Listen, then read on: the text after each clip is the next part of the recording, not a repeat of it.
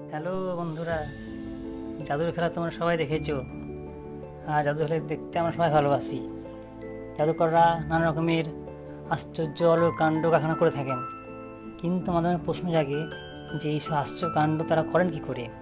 জাদুকরদের জাদুর খেলাতে কি আছে, কী রহস্য আছে? তো এবারে পৃথিবীর বিখ্যাত জাদুকর মহান পি.সি. সরকার জুনিয়র উনি বলেছেন যে জাদু আসলে বিজ্ঞান। জাদুর যে কোনো খেলার পেছনে থাকে নানা রকম বৈজ্ঞানিক কর্মকাণ্ড।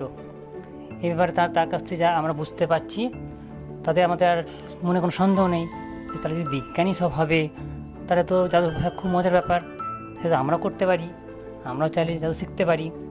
কিন্তু একটা সময় ছিল যখন খুব অল্প সংখ্যক লোক যারা বিজ্ঞান জানতো এবং বিজ্ঞানের বিভিন্ন কর্মকাণ্ডের দ্বারা তারা অজ্ঞান মানুষকে বোকা বানাতো, এমনকি মানুষের মনে ভয় ধরাতো, আতঙ্ক তৈরি করতো। কিন্তু এখন সেটা আর হয় না।